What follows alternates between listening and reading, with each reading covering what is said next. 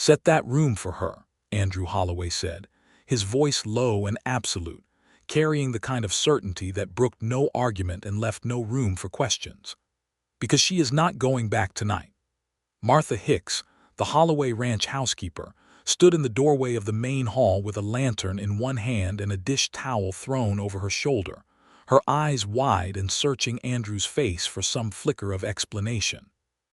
The wind outside was howling something terrible, rattling the shutters and throwing dust against the windows in great, angry waves. But that wasn't why Andrew had said what he said. She could see it in his jaw, set like iron, and in his hands, gripping the back of a chair hard enough that his knuckles had gone pale as bleached bone. Martha glanced past him toward the parlor, where Irene Cooper sat on the edge of the settee with her hands folded in her lap and her eyes fixed on the middle distance. Her dress was torn at the sleeve. There was a bruise forming high on her cheekbone, already darkening to purple in the amber lantern light. She hadn't cried. That was the part that frightened Martha most. Women who had stopped crying were women who had given up expecting comfort from the world. "I'll get the blue room ready," Martha said quietly, and Andrew gave one short nod, and that was the end of the discussion. But it was not the end of anything else. It was, in fact, the beginning of everything. 3 weeks earlier, Irene Cooper had arrived in Harlan Creek, New Mexico Territory in the summer of 1882, aboard the afternoon stage from Santa Fe. She had a single trunk, a pair of worn leather gloves, and a letter of introduction from the Harlan Creek Ladies' Aid Society addressed to one Gerald Finch, who ran the general store and coordinated the placement of domestic workers throughout the county. The letter described Irene as capable, reliable, experienced with ranch work, and possessed of a quiet disposition that would suit any household. What the letter did not describe, because Irene had not disclosed it, was that she was 26 years old and running. Not from the law, from something more complicated than that. Harlan Creek was a small but stubborn town, the kind that had survived Apache raids, drought, cattle fever, and 2 separate attempts by competing railroad companies to route the tracks somewhere else. It had a main street with a bank, a church, a saloon called the Red Spur, a post office, a livery stable, a doctor's office that also served as the dentist's office, and Gerald Finch's general store, which also served as the telegraph office and informal community notice board. The surrounding territory was divided into 3 large cattle ranches and several smaller homesteads, all of them struggling in varying degrees against the unforgiving nature of the land. The largest of the 3 ranches was the Holloway spread, which everyone in the county simply called Holloway's, the way you might refer to a landmark or a force of nature rather than a business. It ran 1,500 acres of grassland and scrub with a main herd of 600 longhorn cattle, a working crew of 11 cowboys, and a reputation built over 20 years by Andrew Holloway's father, Robert, who had come to the territory from Missouri with $30, a pair of oxen, and the particular kind of stubbornness that either kills a man or makes him rich. Robert Holloway had died of a heart attack in the spring of 1880, 2 years before Irene stepped off that stage, leaving everything to his only son. Andrew had been 32 at the time of his father's death and had already been running the day-to-day operations of the ranch for 4 years, so the transition was less a disruption than a formality. What it changed was not the work. What it changed was the silence in the house. Andrew Holloway was not a man who inspired easy description. He was broad across the shoulders and long in the limb, with dark hair that he kept cut short, and a face that had been weathered by years of outdoor work into something serious and angular. He had his father's eyes, which were dark brown, and tended to communicate thought before his mouth caught up to it. He was not unfriendly, but he was not gregarious either. He said what he meant and he meant what he said, and he had a reputation in Harlan Creek for being fair in business and utterly inflexible in matters of principle. He had been engaged once to a woman named Clara Watts, daughter of the county judge. That had ended 2 years after his father's death, quietly and without public drama, though Harlan Creek being what it was, everyone had an opinion about why. The prevailing theory at the Red Spur was that Clara had wanted a husband who spent more time in the parlor than in the saddle. Andrew had never confirmed or denied this. He had simply gone back to work, and the subject had eventually drifted away like smoke in a crosswind. Martha Hicks had been housekeeper at Holloway's for 6 years, first under Robert and then under Andrew. She was a widow in her early 50s, a practical woman with strong opinions about the proper starching of collars and the importance of keeping a well-stocked root cellar. She managed the house with quiet efficiency and treated Andrew with the kind of frank affection reserved for difficult but essentially good-hearted people. She had one assistant, a young Navajo woman named Delia who came 3 days a week to help with heavy laundry and floor scrubbing, and she had been asking Andrew for 2 years to hire someone permanent to help with the cooking and the mending. It was Gerald Finch who had mentioned to Martha, on a Thursday in late July, that there was a woman newly arrived from Santa Fe who was looking for domestic placement and came well recommended. Martha had gone to meet Irene Cooper at the boarding house where she was staying, a narrow 2-story building run by a widow named Sadie Pruitt.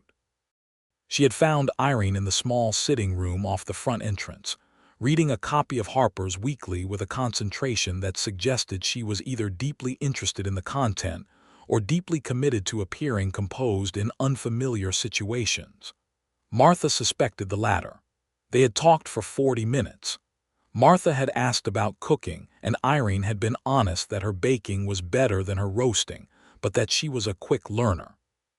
She had asked about laundry, and Irene had described a method of treating dried grass stains with cold water and lye soap that Martha had not heard before but which sounded perfectly sensible.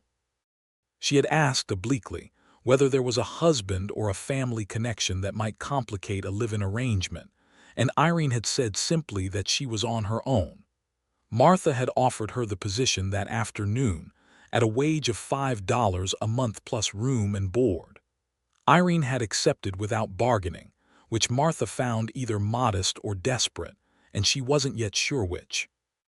Andrew Holloway had been in the North Pasture the day Irene arrived at the ranch, riding out a problem with a stretch of fence line that his cowboys had been arguing about for a week. He did not come back to the house until nearly sundown, and when he walked through the kitchen door and found a woman he had never seen before standing at the stove stirring a pot of beef and vegetable stew, he had stopped dead in the doorway. Irene had turned at the sound of his boots on the floorboards and said, calmly and without any of the flustered apology he might have expected, "You must be Mr. Holloway. I'm Irene Cooper. Mrs. Hicks hired me this afternoon. Supper will be ready in 20 minutes. Andrew had looked at her for a moment, taking in the dark brown hair pinned neatly at the back of her neck, the steady gray eyes, the capable way she held the wooden spoon. Then he had said, "All right," and gone to wash up, and that had been their introduction. He had noticed things about her in small increments over the following days, the way you notice a change in the weather before you can name it. She was efficient and unobtrusive, which he appreciated. She did not chatter for the sake of filling silence, which he appreciated more. She had opinions, but she offered them carefully, as though she had learned that opinions were expensive and needed to be spent wisely. She made excellent biscuits and passable pie. She was patient with the younger ranch hands who drifted in and out of the kitchen looking for coffee and conversation, and she was firm without being unkind with the ones who took liberties with either. What he did not know in those first 2 weeks was what she was running from. Irene Cooper had been born in Tucson, Arizona Territory, in 1856, the second of 4 children of a schoolteacher father and a mother who had died of typhoid when Irene was 11. Her father had remarried when Irene was 14, a practical arrangement that had not been unkind but had not been warm, and Irene had developed early the habit of self-sufficiency and the skill of reading a room. At 20, she had married a man named Douglas Cooper, a land surveyor from Albuquerque with a cheerful manner and ambitions that exceeded his discipline. She had believed at 20 that the cheerful manner was the man. She had learned over 6 years of marriage that the ambitions and the discipline were the more accurate portrait. Douglas Cooper had been involved, by degrees that were hard to trace but impossible to deny, in a scheme involving the fraudulent survey and sale of land parcels in the eastern New Mexico territory. By the time Irene understood the full shape of what he had done, the scheme had collapsed and Douglas had disappeared, leaving behind debts, a reputation in ruins, and 2 men who believed, with some justification, that Irene knew more than she was saying. She did not know where Douglas was. She genuinely did not know. But the 2 men, a former business partner named Silas Crane and his hired enforcer, a broad-shouldered, cold-eyed man called only Vickers, did not believe her. They had found her in Albuquerque 3 months after Douglas vanished, and they had made it clear that their patience was not infinite. Irene had left Albuquerque the following morning with her trunk and her gloves and the letter of introduction, and she had gone first to Santa Fe and then, when she felt the edge of something following her, onward to Harlan Creek, which was small enough to be overlooked and remote enough to make pursuit inconvenient. She had told none of this to Martha Hicks or to Gerald Finch. She had told no one. She was not proud of the deception, but she understood its necessity. For 2 weeks she had allowed herself to breathe, the slow, cautious breathing of someone who knows the danger has not passed, but who needs the rest of not running. She had settled into the rhythms of the Holloway household, the early mornings and the long days, and the particular pleasure of work that produced tangible results: clean dishes, a properly laid table, biscuits that came out of the oven golden and fragrant. She had noticed Andrew Holloway the way she noticed most things, carefully and from a slight distance. She had noticed that he was fair to his men and demanding of himself, that he read, which surprised her, though she wasn't sure why it should, that he could be in a room without needing to dominate it, that when he spoke to her, he looked directly at her, without the sideways quality she had learned to distrust in men. She had not allowed herself to find him attractive, because allowing herself to find him attractive would require acknowledging that she was the kind of woman who could still find men attractive, and that would require a degree of optimism about her situation that she could not yet afford.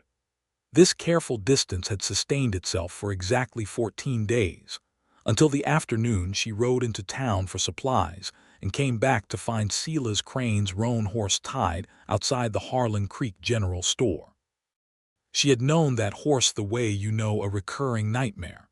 Brown roan, white blaze on the forehead, notch cut in the left ear from some old fight. She had gone cold from the inside out, right there on the main street of Harlan Creek in broad daylight, and she had turned her wagon around before Gerald Finch had even come out to help her with the order. She had driven back to the ranch with her hands steady on the reins and her mind racing behind her eyes. Crane was here. He had tracked her to Harlan Creek, which meant Santa Fe had not been far enough off her trail. He would ask questions. People in small towns answered questions, especially when the man asking them was well-dressed and carried himself with the easy authority of someone who expected to be believed. She had arrived back at the ranch in the late afternoon and gone straight to her room, the small room off the back of the kitchen that Martha had prepared for her when she first came. She had sat on the edge of the bed and thought, with the clear, cold precision that fear sometimes produces, about what her options were. She could run again. She had done it before and she could do it again, and if she moved tonight, before Crane had finished asking his questions, she might make it to the railroad depot at Roswell before he knew she was gone. But she had no money beyond what she had been paid for 2 weeks of work, and $5 and some change was not enough to go far. She could stay and lie, which she had also done before, but Harlan Creek was small and her face was distinctive, and Crane would find her within the week. Or she could tell someone the truth, which was the option she had never yet tried and which frightened her more than any of the others, because the truth included things that made her look either guilty or foolish, depending on which parts you chose to believe. She was still sitting on the edge of the bed when there was a knock at her door, and she said, "Come in," and it was Andrew Holloway. He stood in the doorway with his hat in his hand, which meant he had come directly from outdoors and had thought enough about this visit to take it off. "Gerald Finch sent a boy out with a message. He says a man came into the store this afternoon asking about a woman matching your description. He thought I should know." The silence that followed was the kind that has weight. Irene said, "Did Gerald tell him anything?" "Gerald said he thought you might be out at the Morrison place. He's been doing that since he figured out what the man's business was." Andrew paused. "He's not the only one who figured it out." Irene looked at him. He was not accusing her. He was not threatening her. He was simply stating facts with the tone of a man who intends to address them. She said, "How much did Gerald tell you?" "Enough that I want to hear the rest from you." She told him. Not all of it at once, and not easily, because 6 years of a certain kind of marriage had taught her that trusting a man with the truth was a gamble with poor historical odds. But Andrew listened without interrupting, and when she reached the part about Vickers, the enforcer, and the night in Albuquerque when he had come to the door of her rented room with a very clear set of intentions, Andrew's expression went quiet and still in a way that was more frightening to watch than anger would have been. When she finished, he was quiet for a long moment. Then he said, "You are not going back to town tonight." He paused. "You're not going back to town at all until we've dealt with this." Irene said, "This is not your problem, Mr. Holloway," he said. "You are employed in my household, which makes your safety my responsibility." It was a reasonable and somewhat detached thing to say, and Irene recognized it for what it was. A man offering protection in the form of logic, because offering it in any warmer form would require an intimacy that neither of them had yet reached. She accepted it in the same spirit. "Thank you," she said. He nodded. "I'll speak to Martha." And that was how, 20 minutes later, Andrew Holloway had stood in the main hall with his hands white-knuckled on the back of a chair and said to Martha Hicks, "Set that room for her, because she is not going back tonight." Martha had seen Andrew Holloway manage cattle crises, financial setbacks, equipment failures, and the slow grief of losing his father, and in all of that time she had never heard his voice carry quite that particular combination of fury and protectiveness. She was not a foolish woman. She recognized what she was hearing. She had simply filed it under future observation and gone to make up the blue room. The blue room was the nicest of the 3 guest rooms in the main house, larger than the kitchen room Irene had been using, with a proper window that faced east and got the morning light, and a quilt that had been made by Andrew's mother before she died. Martha put a fresh water pitcher on the washstand and turned down the bed and lit the lamp on the dresser, and she did not say anything to anyone about the significance of any of these choices. Irene had slept in the blue room that night, which was the night of August the 14th, 1882, and she had lain awake for a long time listening to the wind and thinking about how strange it was that the most unsafe she had felt in 3 years was the same night she had also felt the closest thing to safe. The morning after that first night in the blue room, Irene came downstairs to find that Andrew had already been up for 2 hours. He had sent one of his cowboys, a steady older man named Cole Briggs, into Harlan Creek to keep a quiet eye on the Red Spur and the boarding house, and to report back if Silas Crane or anyone answering Vickers's description showed up. He had also sent a telegram through the Harlan Creek post office to the territorial marshal's office in Santa Fe describing the situation with as much legal precision as he could manage. He told Irene this over breakfast, plainly and without ceremony. She listened. When he finished, she said, "You believe me then?" He looked at her over his coffee cup. "Was there a reason I shouldn't?" "Most people," she said carefully, "when they hear that a woman's husband was involved in a land fraud scheme, their first question is what did she know?" Andrew said, "I thought about that. Then I thought about the way you described realizing what he'd done. That's not the way a person describes something they were part of. That's the way a person describes a wound they didn't see coming." Irene was quiet for a moment. Then she said, He was very convincing in the beginning, Douglas. He had a way of making things sound reasonable that made you doubt your own judgment when they stopped being reasonable. Andrew said, "A man who does that is relying on the trust of the person he's deceiving to make the deception work. The fault is his, not yours." It was a very simple thing to say. It was also something that Irene had not heard said out loud before, in those exact terms, by anyone, in 3 years of carrying it. She looked at her plate and said nothing for a moment, and the silence was not uncomfortable. Cole Briggs came back from town around noon, with the report that Silas Crane had spent the previous evening at the Red Spur, asking careful questions of the sort that were meant to seem casual, and had ridden out of Harlan Creek that morning in the direction of the Morrison homestead, which was where Gerald Finch had helpfully sent him. This bought them some time, but Cole estimated 2 days at most before Crane figured out the misdirection and came back. Andrew received this information in the yard, nodded, and said to Cole, "Keep your eyes open." Then he came inside and found Irene in the kitchen and said, "We need a better plan than 2 days." They sat at the kitchen table, the two of them, and talked through it with the practical directness of people addressing a logistics problem, though both of them were aware that the stakes were significantly more personal than a logistics problem. The immediate issue was Crane, who was a legal problem as much as a physical one. He had not, technically, broken any law in Harlan Creek. He had asked questions. He had a claim, which he believed was legitimate, that Irene knew the location of assets belonging to the fraud scheme. The territorial marshal's office would investigate, but that would take time. The deeper issue was Vickers, who was not a legal problem at all but a physical one. He was a man who had been hired to obtain results, and his methods were not bounded by legal technicality. Andrew said, "The most important thing is that you're not alone and not visible until the marshal's office responds to my telegram." Irene said, "I can't simply hide in this house indefinitely." He said, "Not indefinitely. A week, perhaps 2. He paused. "I'm not asking you to hide. I'm asking you to be sensible about your movements until there's official intervention."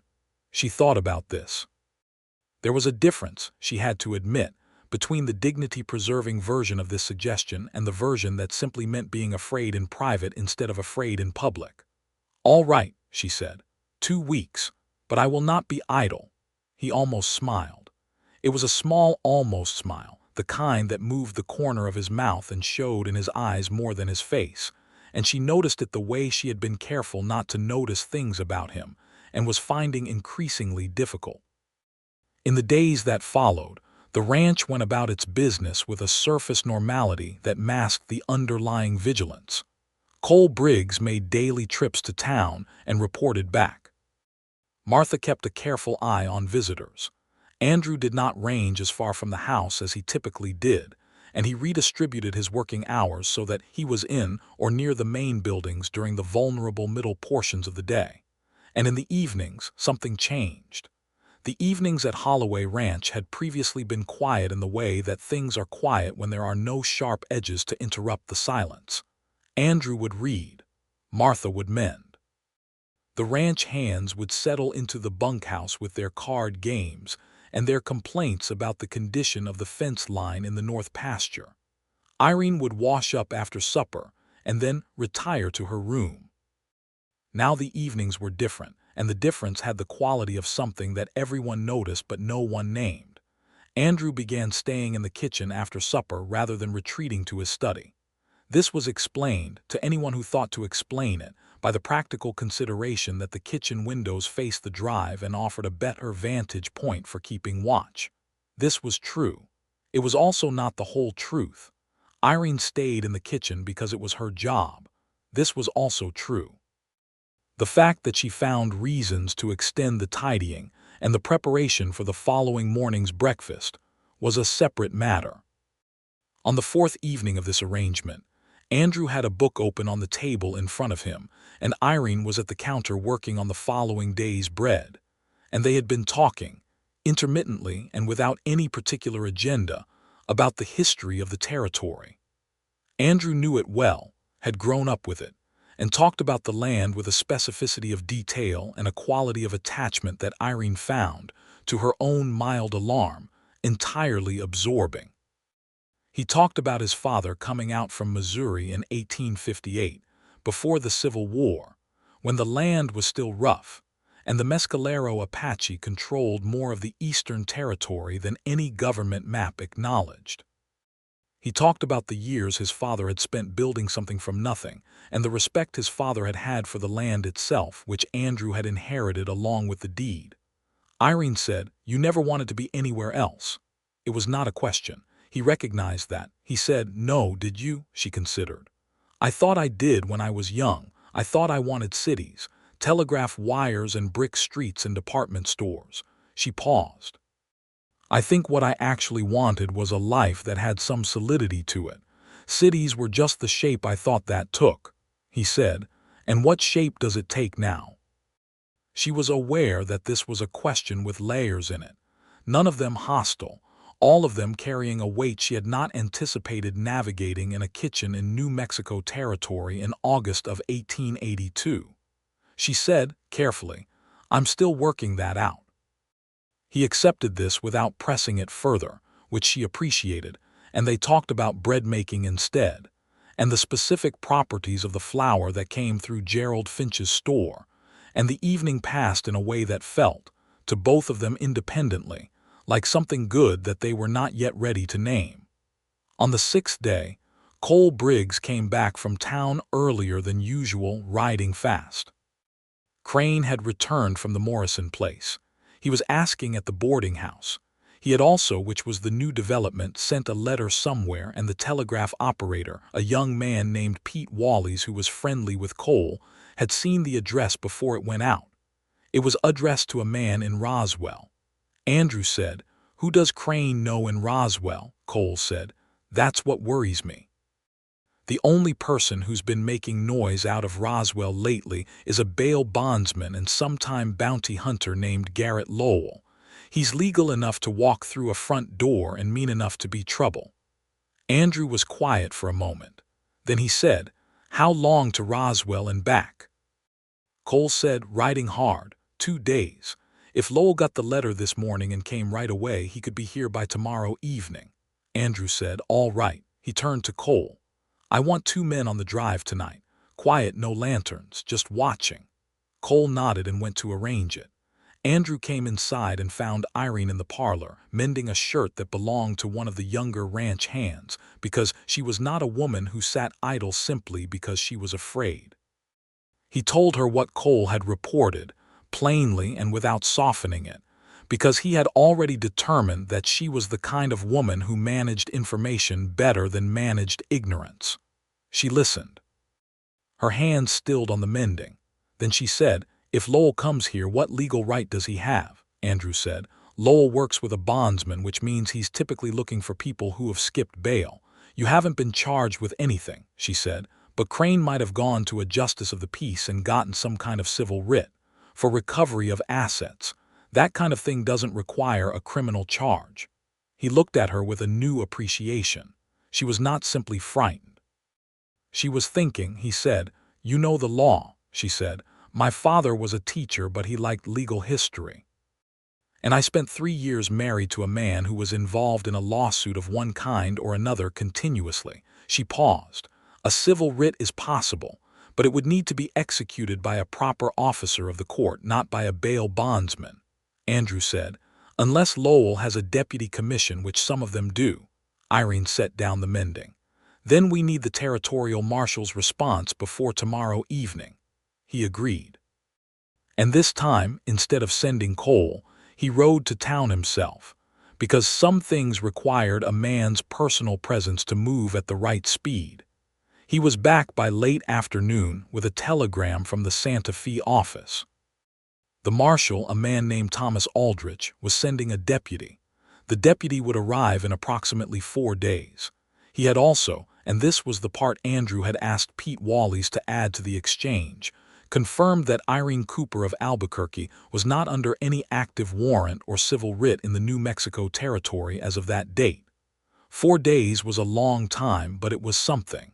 It was an official clock ticking in Irene's direction. That evening, Andrew told her.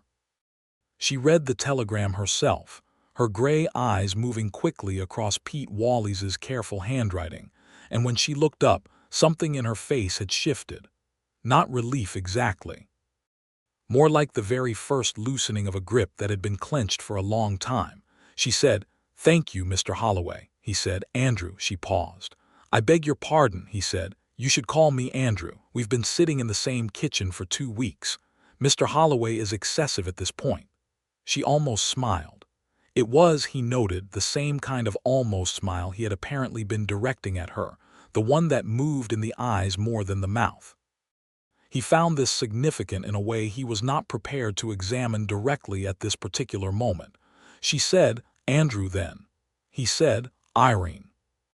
It was the first time he had used her given name, and they were both aware of it, and neither of them made anything of it out loud.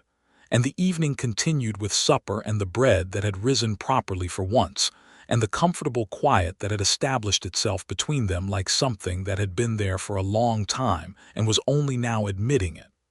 On the 7th day, Garrett Lowell rode into Harlan Creek. Cole Briggs saw him first, coming into town from the Roswell Road just after 9 in the morning, and rode hard back to the ranch to report. Lowell was a lean, sun-dried man in his mid-40s with a deputy commission from a Chaves County Justice of the Peace, and a manner that was professionally pleasant in the way that sharp things sometimes are. He had a paper, which was, as Irene had predicted, a civil writ for the purpose of questioning a person of interest in a civil matter. The writ had been drawn up in Chaves County and was technically valid, though its reach into Lincoln County, where Harlan Creek sat, was legally questionable. Andrew received this information from Cole, then went and looked up the relevant section of the New Mexico territorial statutes in a law volume he kept in his study, a habit acquired from his father, who had understood that paperwork was as important a weapon as any rifle. He found what he was looking for. A civil writ of inquiry issued in one county was not automatically enforceable in another without endorsement from the county sheriff. Lincoln County's sheriff was a man named Patterson, who was honest and by the book, and who happened to be a man Andrew had known for 20 years. He sent Cole to find Sheriff Patterson before Lowell could reach him first. Cole found Patterson at his office and explained the situation. Patterson, who was familiar with Silas Crane's reputation in a general way, and had received a courtesy message from the Santa Fe Marshal's office the previous day regarding the situation, declined to endorse the Chaves County writ. He sent Cole back with this information, and sat down to write a very official-looking letter to that effect, which he sent along by the county deputy an hour later. When Garrett Lowell arrived at the Holloway Ranch gate, he found Andrew Holloway waiting for him on horseback, which was a deliberate choice of positioning. Andrew held the letter from Sheriff Patterson with the comfortable certainty of a man who has done his reading. Lowell looked at the letter. He was not stupid. He understood what it meant. He also understood from 20 years in his profession when a man had covered his ground properly. He said, "The woman is here," Andrew said. "My household staff is not your business, Mr. Lowell. I direct your questions to the territorial marshal's deputy, who will be in Harlan Creek in 3 days. Lowell said, "Crane's client has a legitimate claim." Andrew said, "That's for a court to determine. In the meantime, you have no legal authority to enter my property or question anyone on it. If you'd like to make a record of this conversation, I'm happy to oblige." There was a silence in which Lowell made calculations. Then he touched the brim of his hat, turned his horse, and rode back toward town. Andrew watched him go until he was a clear distance down the road. Then he let out a slow breath and allowed himself to feel briefly and privately the cold aftermath of the particular tension that comes from needing to be absolutely certain of your ground in a confrontation and being, thank God, absolutely certain of it. He went inside and found Irene waiting in the hallway because she had heard horses at the gate and had come to see. He said, "He's gone. For now." She said, "You were very calm." He said, "I was very sure of the law, that helps," she said. "You prepared all of that this morning, the statute, the letter from the sheriff," he said, when Cole came back with the report. "Yes." She looked at him for a long moment with those steady gray eyes, and he looked back, and something shifted between them again, that quality of shifting that had been happening in small increments for days and was accumulating into something neither of them could continue to process as incidental. She said quietly, "Why are you doing this?" he said. "Doing what?" she said. "This, all of this. The telegram, the sheriff, riding out to the gate yourself." She paused. "You didn't have to, any of it," he said. "No." The single word sat there, confirming that he understood exactly what she was asking, and declining to pretend that the answer was simply professional obligation, but also not quite ready to say the fuller thing that the single word implied. She nodded slowly. He nodded back. And Martha Hicks, who had been standing in the kitchen doorway for approximately 30 seconds, retreated silently back to the kitchen with the particular discretion of a woman who knows that some moments are not hers. The next 3 days had the quality of a held breath. Crane stayed in town, visible and watchful. Lowell stayed at the boarding house, also visible and watchful. Cole Briggs made his daily rounds and reported that the two men spent significant time at the Red Spur together, which suggested they were regrouping rather than advancing. Irene worked.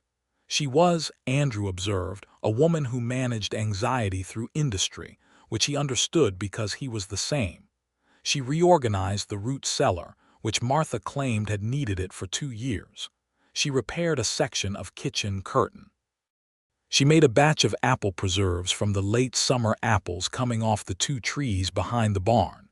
And the smell of cooking apples and cinnamon filled the house for an entire afternoon, with a warmth that Andrew found himself thinking about later in a way that was entirely disproportionate to the subject of fruit preserves.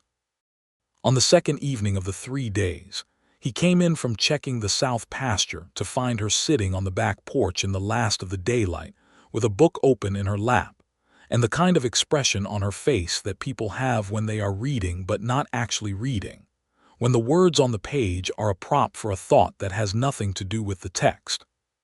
He sat down on the other end of the porch step without being invited, which was something he would not have done 3 weeks ago, and which felt entirely natural now. She did not look up immediately, which was the response of someone comfortable enough in his presence not to perform attentiveness. He said, "What are you reading?" she said. "I'm not really." A pause. "I was thinking about what I'm going to do when this is over. When the marshal's deputy comes and the legal situation is resolved and there's no more reason for me to be." She stopped. He said, "Staying here," she said. "I was going to say guarded, but staying here is the same thing, I suppose." He said, "It's not a sentence with a fixed end date, you know, the position." She looked at him. He was looking at the yard, at the long blue shadow the barn cast across the dry grass in the evening light. He said, "I mean Martha could use the help indefinitely. The ranch doesn't get smaller. The work doesn't get less." He paused. "I'm not asking you to stay because you're in a difficult situation. I'm asking you to stay because the house runs better when you're in it, and I have become, apparently, quite accustomed to decent biscuits." She looked at him for a moment. Then she said, "Is that the only reason?" He turned and looked at her then directly, with the dark eyes that communicated thought before his mouth did. He said, "No." The word again, sitting there, single and complete and containing everything it needed to contain. Irene looked back at the yard. After a moment she said, "I am not in a very good position to make decisions about my future at the moment." He said, "I know. I'm not asking you to. I'm asking you to know that the decision has space in it." She said quietly, "All right," he said, "all right." And they sat on the porch step in the fading light until Martha called them in for supper, and the crickets started up in the grass, and the first stars came out over the rim of the eastern hills, and neither of them said anything more about it that night. The territorial marshal's deputy arrived the following afternoon, a day ahead of schedule, which turned out to be a function of the man himself rather than any particular urgency from the office. His name was Deputy Calvin Rourke, a compact and methodical man of about 40, who wore his badge with the quiet confidence of someone who had been doing this long enough to stop needing to prove anything to anyone. He had reviewed the file that Marshal Aldrich had compiled, which included Andrew's telegram, the response from the Santa Fe Records office confirming no active warrant on Irene, and a previous inquiry from the Bernalillo County Sheriff regarding the activities of Silas Crane in connection with the original land fraud. Rourke spoke first with Andrew, who told him everything cleanly and without editorial, then with Irene, whom he questioned in the parlor with the door open and Martha present, because he was a thorough man, and also because he understood that the appearance of proper procedure mattered as much as the procedure itself.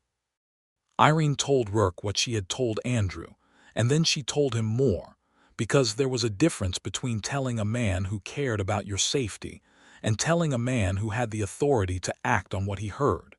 She told him about the night in Albuquerque when Vickers had come to her door. She described him with enough specificity that Rourke wrote several things down. She told him about the letter she had found in Douglas's desk 3 months before he disappeared that had sketched the outline of the scheme in terms she had not understood at the time but had since had cause to study more carefully. Rourke said, "Do you have the letter?" she said. "I have it." She went to her room and came back with a small leather document wallet that she kept in the bottom of her trunk, and inside it was the letter, folded and preserved with the careful instinct of someone who had known, without knowing why, that they might eventually need it. Rourke read it. His expression did not change, but he read it twice, which told Irene everything about its usefulness. He said, "This is significant," she said. "I know," he said. "You've been carrying this for 3 years," she said. "I didn't know who to give it to. I didn't know who I could trust with it." Rourke said, "Mrs. Cooper, this letter, combined with the testimony you've given me and what we already have in the Bernalillo case file, is sufficient to bring a federal charge against Crane that will give him considerably more to worry about than your whereabouts." He paused. "I'm going to need you to make a formal statement, but I can do that here today, and it does not require you to go anywhere you don't choose to go." Irene said, "What about Vickers?" Rourke said, "Vickers is already wanted in Bernalillo County. If he shows his face in Lincoln County, he'll be arrested," she said. "And Douglas." Rourke was quiet for a moment. Then he said, "There's an active inquiry through the U.S. Marshal's Service regarding your husband's location. I won't pretend we know where he is, but the federal investigation into the fraud is ongoing, and if he surfaces, he will be found." It was not a perfect answer, but it was an honest one, and Irene had been wanting an honest one for 3 years. She gave her formal statement. Rourke wrote it out in his steady, methodical hand, and she signed it, and he witnessed it, and he took the letter. Then he rode into Harlan Creek and arrested Silas Crane on an outstanding federal warrant that had been issued in Bernalillo County 2 months ago, and which Crane had apparently believed he had successfully outrun. The arrest happened in the Red Spur in front of 6 witnesses, which Rourke had timed deliberately because the arrest of a man like Crane needed to be public to be complete. Garrett Lowell, who had no stake in any of this beyond his contracted fee, packed his bag at the boarding house and rode back to Roswell the following morning. He was a practical man. The contract had dissolved with the arrest of the client. Vickers never came to Harlan Creek. Whether this was because he heard about Crane's arrest and determined that the situation was no longer profitable, or because the territorial warrant on him in Bernalillo County had finally caught up with him by some other route, no one in Harlan Creek ever found out with certainty. The important fact was that he did not come, and after 6 weeks without any sign of him, Deputy Rourke filed a notation in the case suggesting that the immediate threat to Irene's safety had been resolved pending the broader investigation.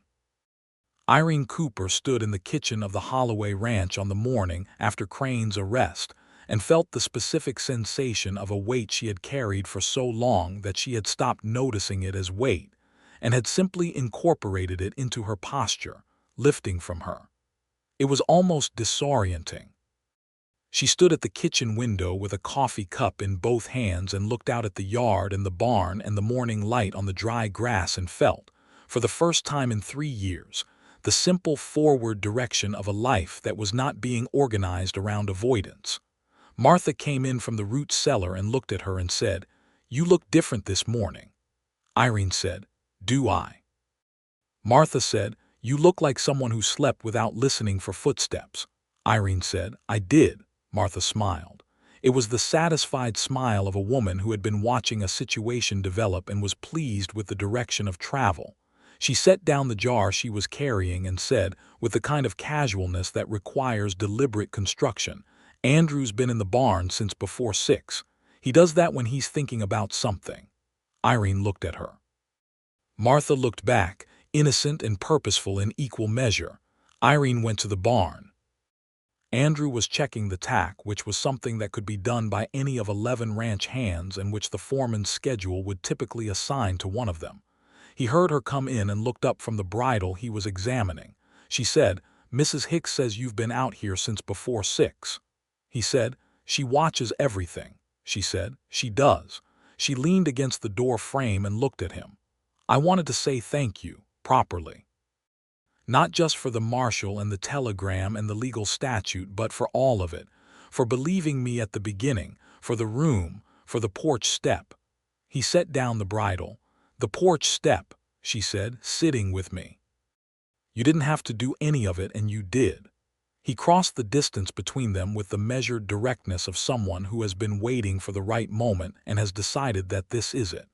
He stopped when he was close enough to read her expression clearly, which was his way of asking a question without words. She said, "I am not in the habit of trusting people easily." He said, "I know." She said, "I am also not in the habit of this." She gestured slightly, meaning the proximity, the mourning, the weight of something that had been building for weeks. He said, "Neither am I," she said. "All right then." He said, "All right." And he took her hand, carefully, the way a man takes something he values and is aware of the value of, and she let him. And they stood in the morning light of the barn, with the horses shifting quietly in their stalls and the dust motes moving in the air. And it was not a grand gesture or a dramatic declaration, but it was entirely true. The fall of 1882 came to the Holloway Ranch with the measured inevitability of seasons. The grass going gold and the mornings going sharp, and the cattle beginning the gradual drift toward the winter pastures. The work of the ranch continued in its rhythms, and Irene continued in hers, but the quality of everything had changed in the way that color changes when the light changes, subtle and pervasive and irreversible. She and Andrew were careful with each other in the way that careful people are careful about things they care about. Attentive without being careless of the proprieties, aware of the ranch hand's observant eyes and Martha's warmly monitoring presence. They walked together in the evening sometimes, out to the edge of the yard where the stars were fully visible, and the Milky Way ran like spilled flour across the sky. They talked, which was something Andrew did more with her than with anyone else, and which she valued with the recognition of someone who had lived for years in a marriage where conversation was managed rather than shared. He told her about his childhood on this land, about learning to ride before he could reliably read, about the particular relationship he had had with his father, which was made of hard work and very few words but had been, in its own way, profound. He told her about his mother, who had died when he was 16, and whose name had been Catherine, and who had kept a kitchen garden that still produced, though somewhat overgrown, at the side of the house. He told her about the failed engagement to Clara Watts without bitterness, but with an honesty that she appreciated, saying that he had understood too late that they had wanted fundamentally different kinds of life, and that they had both been equally responsible for not recognizing this earlier. She told him about her childhood in Tucson, the schoolteacher father and the remarriage, and the early habit of self-sufficiency. She told him about meeting Douglas Cooper at 20, the cheerful, ambitious man with the reasonable explanations, and about the gradual process of understanding that the explanations were reasonable because they were constructed to be, not because the underlying reality was reasonable. She told him about the loneliness of that marriage, which had been its own kind of dark past, and about the particular kind of damage done by years of learning to doubt your own perception. Andrew listened to all of this with a quality of attention that she had learned to trust. He did not try to reframe the painful parts or rush to the reassurance. He simply listened, and when he responded to what she had actually said, which was the most profound courtesy she could think of. One evening in October, they were walking back from the edge of the yard in the cold, clear air when he stopped and turned to her and said, in the direct and somewhat formal way that he conducted important matters, "I would like to ask if you would consider marrying me." She looked at him. The stars were very bright. The barn light was warm behind them and the house light was warm ahead. She said, "You would like to ask if I would consider it?" He said, "Yes, not a full proposal. I'm aware that your legal situation relative to your current marriage is not yet formally concluded, but I want you to know that I'm asking, and that I mean it fully, and that the conclusion of that legal situation is a matter of time rather than uncertainty." She said, "You've looked into the legal situation." He said, "Douglas Cooper has been absent for 3 years and has committed federal crimes, which means that the process of dissolving the marriage is more straightforward than it might otherwise be. It still requires a court proceeding which will take some months. I'm not in a hurry, I'm simply in earnest." She was quiet for a moment. The cold air was very still and she could see their breath in it. She said, "Andrew." He said, "Yes." She said, "I believe I am in love with you." He said, "Good, I am in love with you. I have been for some time in case that wasn't clear." She said, "It was becoming clear." A pause. "When I am legally free to answer your question properly, my answer is yes." He took both her hands. He was smiling now fully, the kind of smile that she had only seen in fragments until this moment, and it was, she thought, the most useful thing she had ever seen on a human face. He said, "All right then." She said, "You say that a great deal." He said, "It covers a remarkable amount of ground." She laughed, which was something she had been doing more of lately, the natural free laughter of someone who has been in a house with a sense of humor, and has been given enough safety to let her own out. He looked at her laughing in the October starlight, and thought that this was the best thing he had ever had a hand in, and that his father, who had not been a sentimental man but had known what mattered, would have approved entirely. They went inside, and Martha was waiting with hot coffee and a look of such transparent satisfaction that Irene said, "You knew." Martha said, "I've known since the second week. A woman who's worked for as many people as I have can see these things." She poured the coffee without further commentary. The legal process of dissolving Irene's marriage moved through the winter of 1882 and into the spring of 1883. Douglas Cooper had been located by that point, not in the New Mexico territory but in Colorado, where he had reinvented himself under a different name, and was attempting to run a similar scheme in a mining district, with predictably similar results. He was arrested in January of 1883, extradited to New Mexico, and convicted in federal court on 4 counts of land fraud in April. The marriage, which had been functionally abandoned for 3 years and was dissolved by mutual legal necessity rather than any dramatic confrontation, was formally annulled by a territorial court judge in May of 1883. Irene received the papers on a Tuesday at the kitchen table of the Holloway ranch where she had been for the better part of 9 months. She read through them. She set them down. She looked up at Andrew, who was across the table with his coffee, and she said, "It's done." He said, "Yes." She said, "You had a question." He said, "I did." He reached into the breast pocket of his shirt and put a ring on the table. It was not elaborate, a gold band with a small garnet, deep red, set simply. He said, "It was my mother's. I had the stone reset last winter. I thought the garnet suited you better than the original setting, which was very ornate and not your style." She looked at the ring. She looked at him. She said, "You had it reset last winter. That was December." He said November, actually. The last week of November, she said. We weren't even. He said, I knew in November. She picked up the ring. She put it on her own finger and looked at it.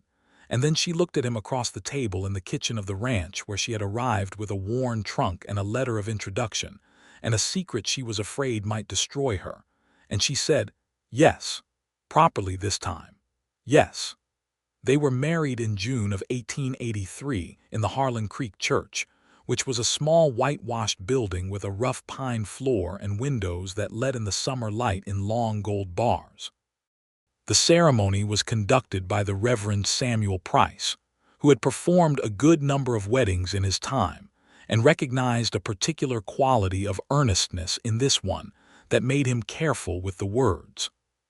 Martha Hicks sat in the front pew and wept with the comfortable openness of a woman who has earned the right to her feelings and makes no apologies for them. Cole Briggs, who was Andrew's best man, stood at the front with his hands clasped and his face arranged into the expression of a man who is not going to cry and is managing this by concentrating very hard on the middle distance. Gerald Finch was there, and the Reverend Price's wife, and several of the ranch hands who had put on their best shirts and combed their hair with varying degrees of success, and Sheriff Patterson, who had been invited as a gesture of genuine appreciation. Irene wore a dress that had been made by a seamstress in Harlan Creek from a bolt of dark blue cotton, with white collar and cuffs, simple and well-made, exactly as she had specified. She carried a small bunch of late spring wildflowers that Delia, Martha's helper, had gathered that morning from the fields past the north fence. She walked into the church with her head up and her hands steady, and her gray eyes on Andrew, who was waiting at the front and looking at her the way a man looks at something he intends to spend the rest of his life being grateful for. The ceremony was brief, and the words were the old words, and when Reverend Price reached the part that asked if anyone present had cause to object, the room was entirely silent, which was exactly as it should be. They said their vows. Andrew's voice was steady, and his eyes never left her face.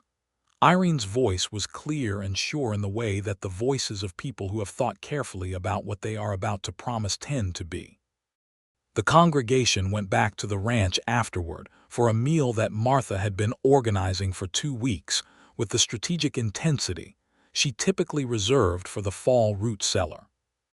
There was roasted beef and 3 kinds of bread and a potato dish that Cole Briggs ate an alarming amount of, and a wedding cake that Irene had made herself, a 2-layer vanilla cake with buttercream and dried apricots, because she had decided that making your own wedding cake was an act of joyful sovereignty. The afternoon turned into evening, and the lanterns came out in the yard, and someone produced a fiddle, which turned out to be one of the younger ranch hands named Tobias, who played with more enthusiasm than precision, but a great deal of genuine feeling. There was dancing, the uncomplicated stomping kind that does not require a partner to have attended any lessons, and Martha danced with Cole and Gerald Finch danced with the Reverend Price's wife and Andrew danced with Irene. He was not a natural dancer, being a man whose physical competence ran to horses and fence lines rather than ballrooms, but he was attentive and steady, which turned out to be the more important quality. They danced in the warm June evening under the stars that were just beginning to come out over the eastern hills, and Irene thought about the porch step in August, and the barn in September, and the kitchen table in October, and the ring in November that had been waiting, quietly, for May. And she thought that this was the shape she had been trying to describe. This was what a life with solidity in it looked like. The summer of 1883 settled over the Holloway Ranch with the ordinary beauty of seasons that do not know they are being appreciated. The cattle moved in their slow grazing patterns across the grass. The garden that Andrew's mother had planted and Irene had reclaimed from the weeds produced green beans and summer squash and a remarkable number of tomatoes. Martha taught Irene the specific technique she used for preserving summer tomatoes that Andrew had been eating his entire life and which he claimed with a modest partiality that made Irene smile every time, were the best he had ever had. In November of 1883, Irene told Andrew that she was expecting a child. He received this information in the kitchen, which was where most of the important things in their life happened, and he went very still for a moment in the way that people go still when something has reached them so deeply that the ordinary physical processes of movement and expression temporarily cease to be relevant. Then he crossed the kitchen and took her in his arms and held her with the particular quality of gratitude that does not have adequate expression, and so becomes simply presence, simply the full weight of a person pressing close and staying. She held him back, her face against the rough fabric of his shirt, and felt the steady beat of his heart, and thought that she had made the right choice at every juncture that had brought her here, including the hardest ones. Their son was born in July of 1884, in the bedroom of the main house, with a midwife from Harlan Creek in attendance and Martha present because neither Andrew nor Irene had questioned the assumption that she would be. Andrew stayed nearby through the night, not in the room during the most intensive hours, because the midwife had a firm policy about this, and the midwife was not a woman whose policies were casually disregarded, but in the hallway, where Martha brought him coffee twice and patted his arm once and said, with the wisdom of a woman who had seen many things, "She's strong. You know she is." He did know. He had known since August of 1882 in the first 10 minutes of their acquaintance. The boy came at dawn, red-faced and loudly indignant in the way of healthy babies who have opinions about the transition they have just been required to make. Andrew came in when the midwife allowed it, and he sat on the edge of the bed where Irene was holding the baby, and she put the baby in his arms. He looked at his son. The baby looked back at him with the dark, unfocused intensity of newborns who are perpetually on the verge of an important thought. Andrew said, "Hello," Irene said. "I thought Robert for your father." He looked at her. His face was doing the thing that faces do when the emotion exceeds the available vocabulary. He said, "Robert." She said, "Yes, Robert James Holloway, James for my father." He said, "Yes." And then, because all right covered a remarkable amount of ground, but this particular moment required something more, he said, "Thank you," she said. "For what specifically?" He said, "For staying, for the letter in the trunk, for the porch step, for everything between then and this." She reached out and put her hand over his, the one holding the baby. She said, "Thank you for the room." He smiled. She knew the smile now entirely, knew every version of it, the almost smile and the full one and the particular smile he had specifically for her, which was the best one. She had catalogued them all over 2 years with the attention of a woman who has learned that the true nature of a thing is found in its small expressions.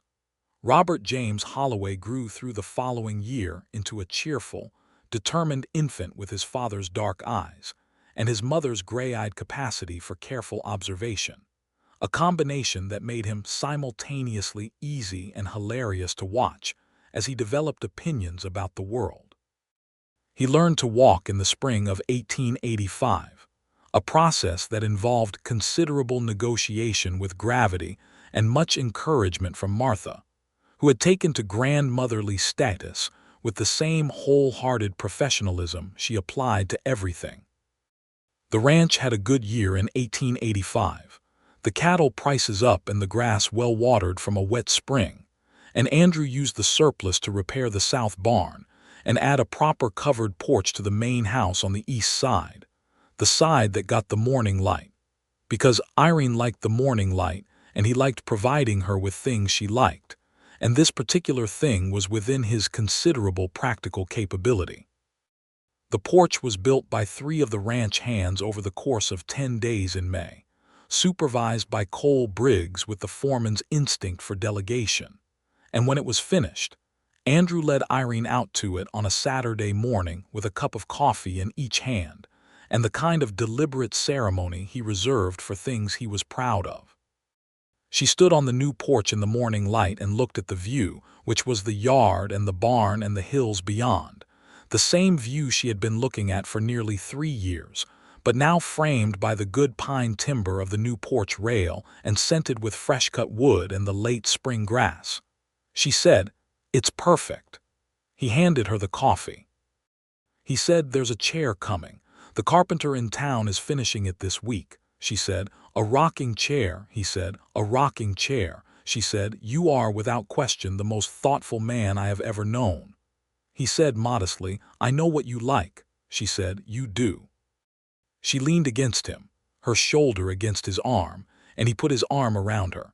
And they stood on the new porch in the morning sun, with the coffee going warm in their hands and Robert's voice audible from inside the house, where Martha was keeping him occupied, a cheerful babble of toddler commentary on the world. In the autumn of 1886, they learned that another child was coming. This one arrived in the spring of 1887, a daughter, smaller and louder than Robert had been, with Irene's gray eyes and a quality of fierce impatience that appeared to be entirely her own. They named her Catherine Sarah Holloway, Catherine for Andrew's mother and Sarah for no particular reason except that Irene had always liked the name, and the baby seemed like a Sarah. Robert Holloway, now nearly 3, regarded his new sister with the philosophical detachment of a person who has processed a situation, and decided that the appropriate response is watchful tolerance. He patted her head once, carefully, with the air of someone completing an important ritual, and then went back to the business of learning to speak in full sentences, which was occupying the majority of his considerable energy. Martha, who had been talking about retirement for approximately 2 years without making any serious progress toward it, continued to talk about retirement and continued not to retire, which suited everyone including Martha.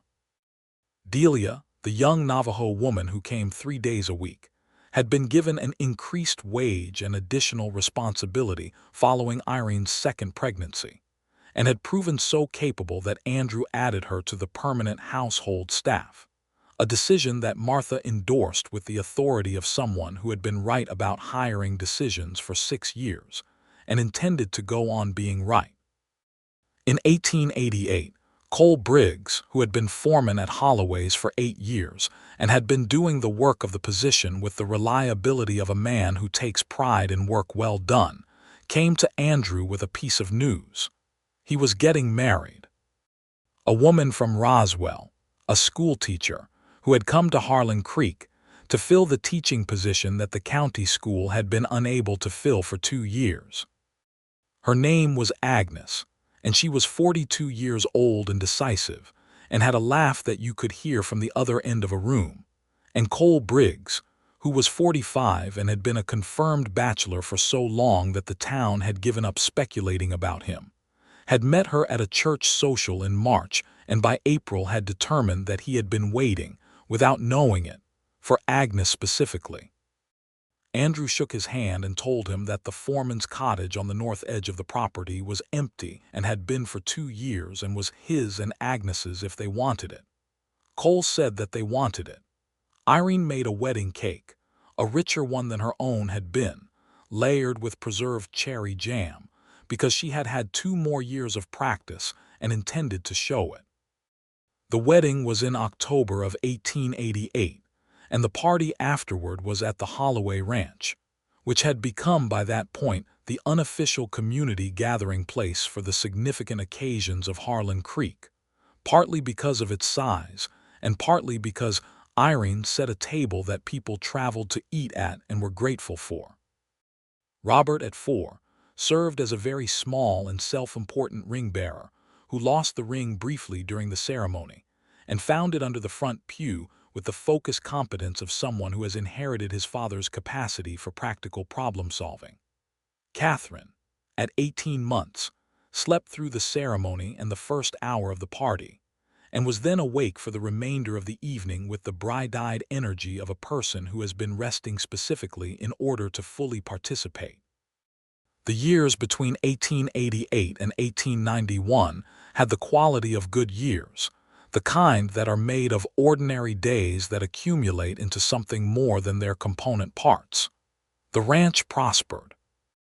The cattle herd grew by 100, and then by another 100. Andrew expanded the east pasture with the purchase of an adjacent piece of land from an older homesteader who was selling up and moving to live with his daughter in Albuquerque. The north barn was extended. A windmill was installed to improve water supply to the south fields, a technological development that the older cowboys regarded with the deep suspicion reserved for things that work too easily. Robert Holloway started school in the fall of 1890 under the instruction of Agnes Briggs, who was his teacher in the county school, and who managed the simultaneous demands of teaching Robert Holloway and being married to his father's foreman with the same decisive good humor she applied to everything.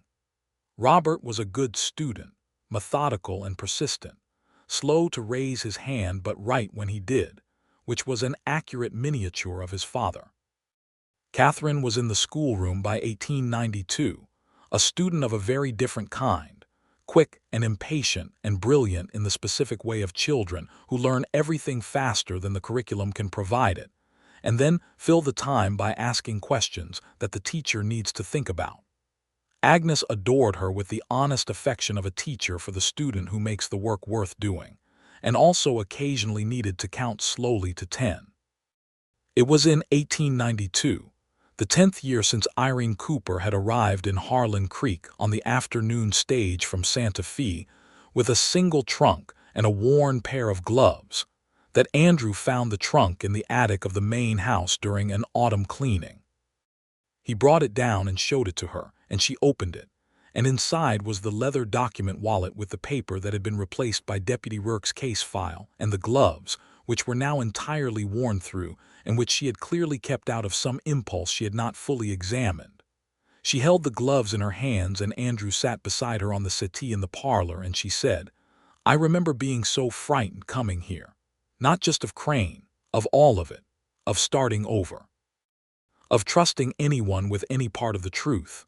He said, "I know," she said, "you could not have known then what you were taking on." He said, "I knew what I saw. A woman who was telling the truth about something difficult and needed someone to believe her. The rest was details," she said. "That's a considerable understatement of the rest." He said, "It worked out." She looked at him with the gray eyes that had been measuring him since the first evening, that had found him, across all of that measuring, consistently worth the trust she had so carefully extended. She said, "It did." The garnet ring was on her hand, the same ring he had put on the kitchen table in May of 1883, and which she had worn every day since, without once taking it off except for the brief interval of Catherine's birth, when the midwife had insisted.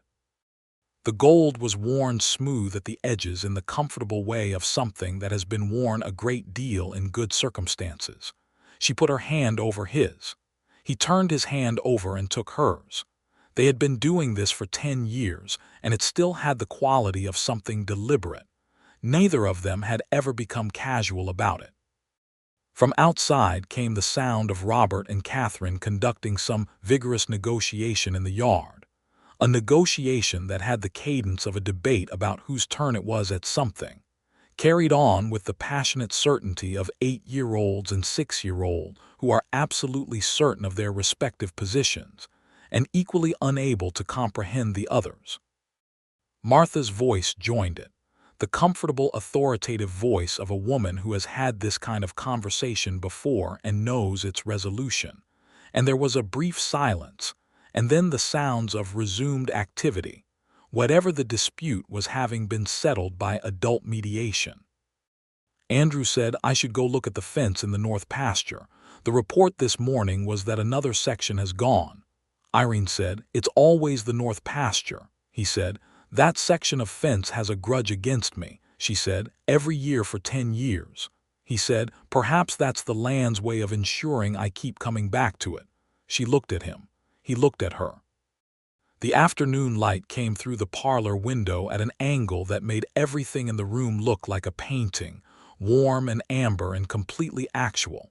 She said, "Go see to your fence." He stood up, and she stood up, and he kissed her in the parlor in the afternoon light in the way of a man who has kissed his wife 10,000 times, and is aware that each one is not a habit but a choice, and she kissed him back in exactly the same spirit. He got his hat from the hook by the door and went out through the kitchen, calling something to Martha as he passed that made Martha call something back with the cheerful sharpness of their long-established dynamic. And then the screen door swung closed behind him, and Irene could see him through the kitchen window crossing the yard, his long stride familiar and purposeful, pausing to say something to Cole Briggs, who had come out of the barn. The two of them standing in the October afternoon with the ease of men who have worked together for years and respect each other thoroughly. She stood at the window for a moment, watching. Outside, Robert had found a stick and was explaining something with it to Catherine, who was listening with the skeptical patience of a younger sibling who has heard this particular category of explanation before. The cottonwood tree at the corner of the house had gone entirely gold, and the leaves were coming down slowly in the still air, each one making its own deliberate way to the ground. Martha came in and began measuring coffee, and the smell of it filled the kitchen, and Irene turned from the window and went to help, and the afternoon continued in all its ordinary completeness. That winter of 1892 was the third in a row with reliable snow, which the ranchers of Lincoln County received with the cautious gratitude of people who know the land's generosity is not guaranteed and should not be taken for granted. The cattle went through the season in good condition. The spring calves in 1893 were numerous and healthy. Cole Briggs expanded the herd management operation, and Andrew began discussions with the railroad, whose lines had finally extended close enough to Lincoln County to make the logistics of cattle shipping a genuine conversation rather than a theoretical one. Robert Holloway, 9 years old in the spring of 1893, had decided that he was going to be a rancher in the specific declarative way of children who have identified their passion early and require no further career counseling. He spent his spare hours following Cole Briggs around the operation with the systematic attention of an apprentice, asking questions that Cole answered with the patience of a man who takes the next generation seriously. Andrew watched this with the quiet pleasure of a man who has built something and can see the shape of who will continue it.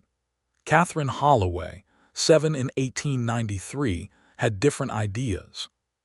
She wanted to be a lawyer, which she announced at the supper table in April with the finality of someone presenting a concluded argument rather than a developing aspiration. Irene and Andrew received this with the careful seriousness it deserved, because they were the kind of parents who had agreed early that their children's capacities were not theirs to limit.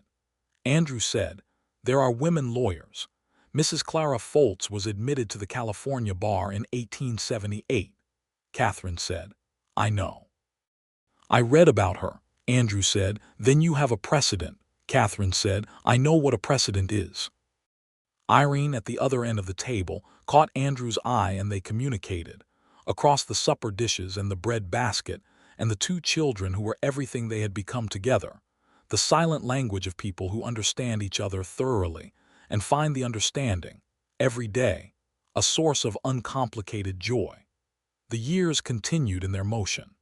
The fence in the north pasture was replaced in its entirety in 1894, and thereafter gave considerably less trouble. The railroad depot at Harlan Creek opened in 1895, which changed the economics of the county in ways both expected and surprising. Gerald Finch expanded his store. A second hotel opened on the main street. 3 new families settled on the land to the east that had been homesteaded and abandoned twice before.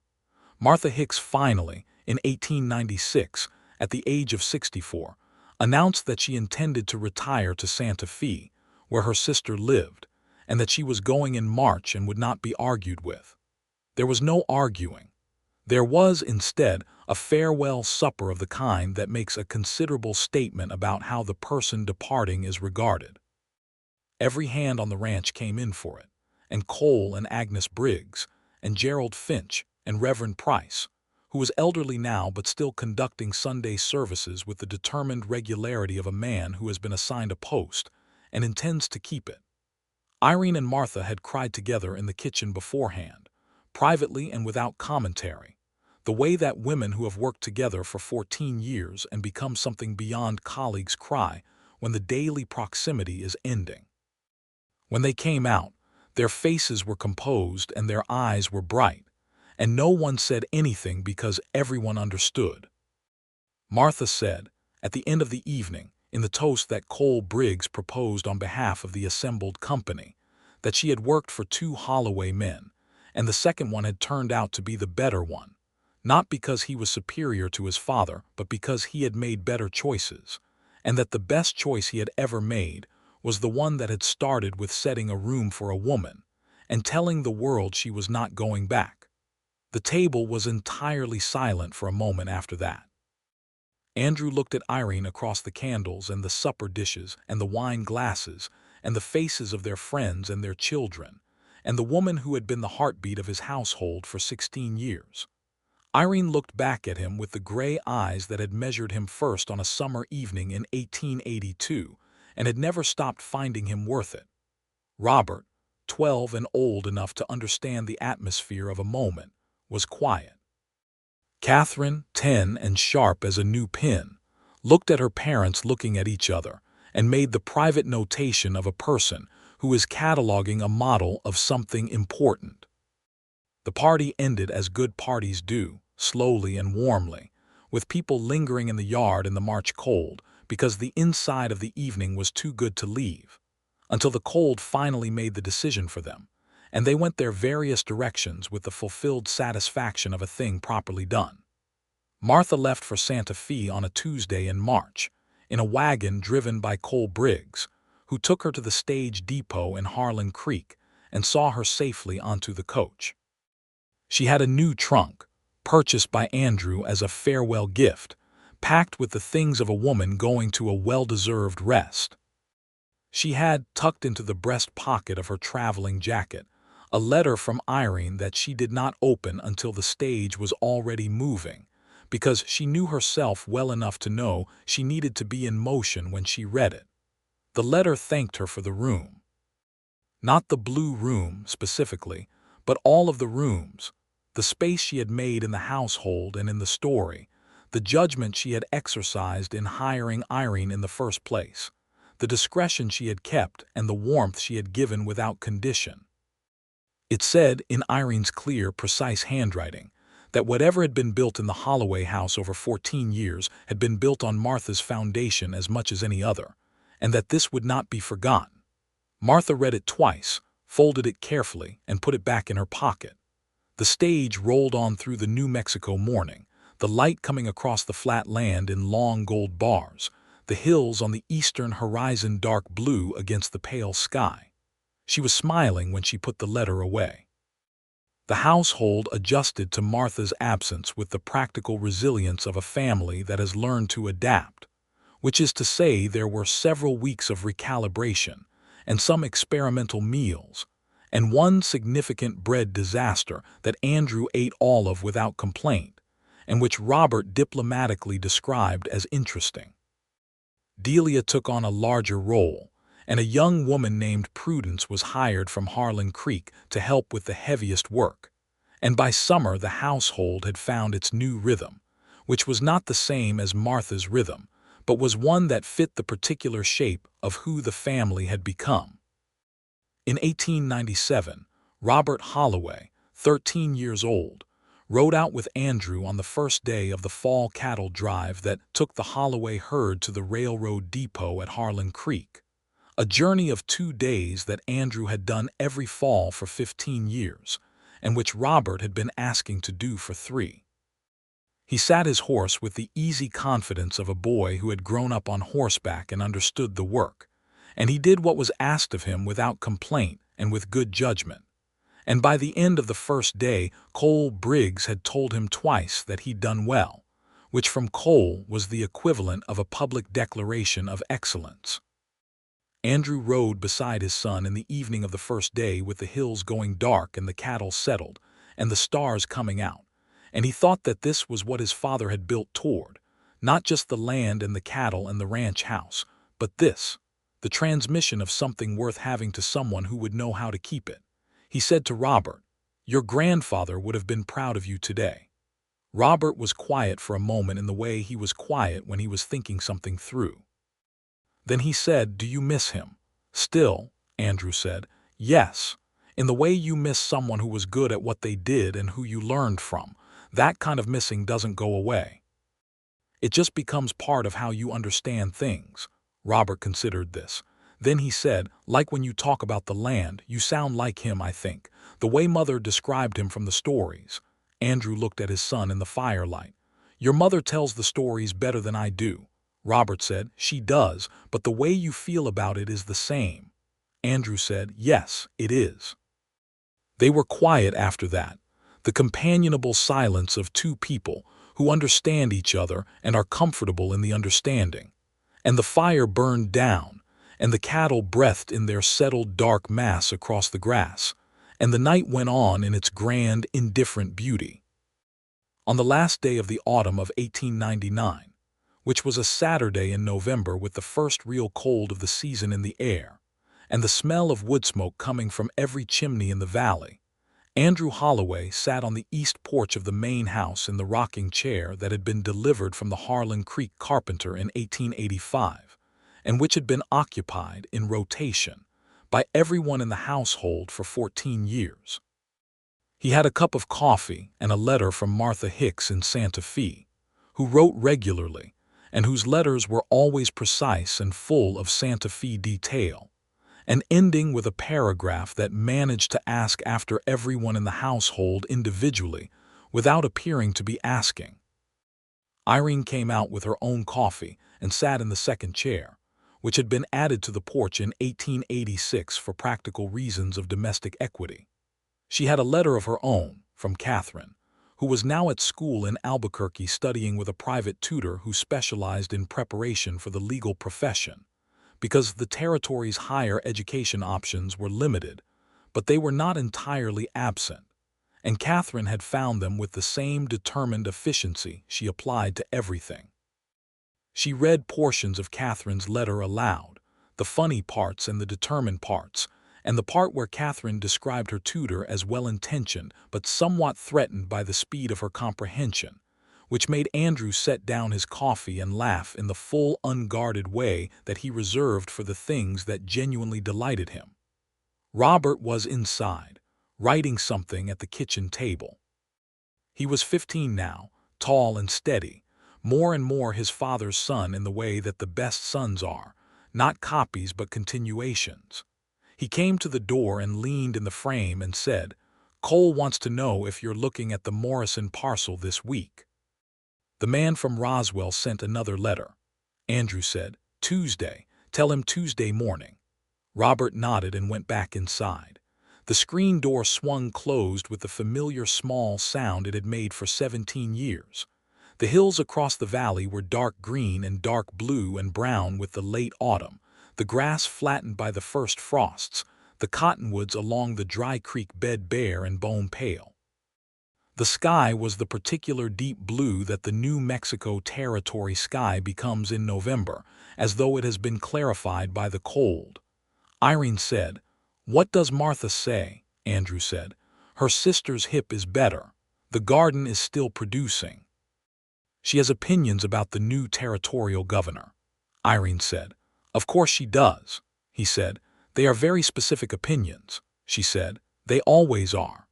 They drank their coffee in the November morning on the east porch that he had built for her because she liked the morning light, and the light came across the valley floor in the long gold bars of late autumn, and the ranch moved around them with the steady, familiar breath of a place that knows what it is and what it is for. 17 years since a woman had stepped off a stage in a small territory town with a single trunk and a worn pair of gloves, and a secret she was carrying the weight of.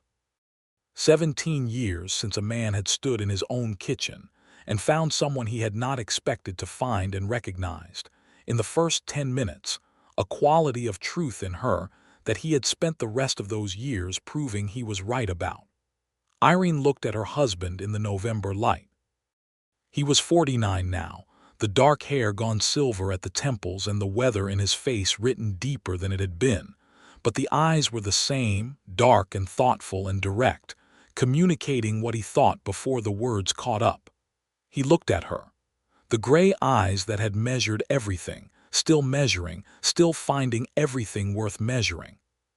She said, "I think we should write to Catherine about coming home for Christmas." He said, "I already did, last week," she said. "Of course you did," he said. "She'll be here the 22nd, she said. "Robert will be glad," he said. "We'll all be glad." She reached across the space between the chairs and put her hand on his. He turned his hand over and held hers. The garnet ring, worn smooth and warm with 17 years of wearing, caught the morning light and held it for a moment in its dark red depth. "All right," she had said, standing on a porch step under the October stars with her hands in his for the first time. "All right," he had said. It had covered, in the end, a remarkable amount of ground. Everything, in fact, that mattered. Every fence line and every season and every letter and every child and every morning on the east porch and every supper in the kitchen and every evening in the life they had built out of the materials a loyal man and a brave woman had brought to the same place at the same time and had never, for a single day since, taken for granted. The wind came off the hills in a long, slow breath that smelled of cold grass and wood smoke and the dry, open distance of the territory. And they sat together in the morning of a Saturday in November in the last year of the century and watched the light move across the valley floor. And they were, in all the ways that count and a few more besides, entirely at peace.